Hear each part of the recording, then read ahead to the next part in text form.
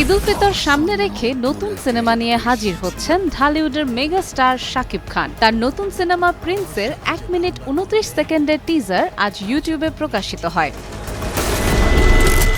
কিন্তু টিজার প্রকাশের পর থেকেই সোশ্যাল মিডিয়ায় প্রশংসার চেয়ে সমালোচনায় বেশি দেখা যাচ্ছে। অনেক দর্শক বলছেন টিজারটি দেখে সিনেমাটিকে খুব একটা নতুন বা বড় বাজেটের মনে হয়নি। দর্শকদের অভিযোগ টিজারের গ্রাফিক্স এবং দৃশ্যগুলো খুব একটা ভালো হয়নি। অনেকেই বলছেন কিছু অ্যাকশন দৃশ্য বাস্তব মনে হয়নি এবং দেখতে অনেকটা কার্টুনের মতো লেগেছে।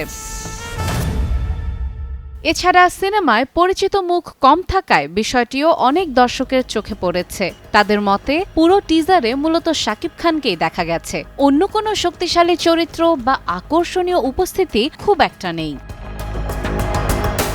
কিছু দর্শক আবার বলছেন গত কয়েক বছরে মুক্তি পাওয়া তুফান, তাণ্ডব এবং বরবাদ সিনেমার টিজারের তুলনায় এটিকে অনেকটাই সাধারণ মনে হয়েছে। আরেকটি বিষয় নিয়েও দর্শকদের বিরক্তি দেখা গেছে। টিজারে একটি সংলাপ বারবার ব্যবহার করা হয়েছে বলে অনেকেই মন্তব্য করেছেন, যা তাদের কাছে একঘেয়ে লেগেছে।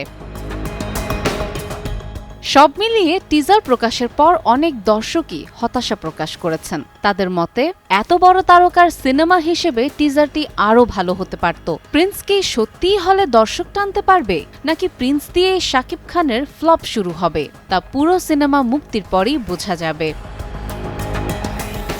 সাদিয়া ইসলাম, টাইমস টুডে।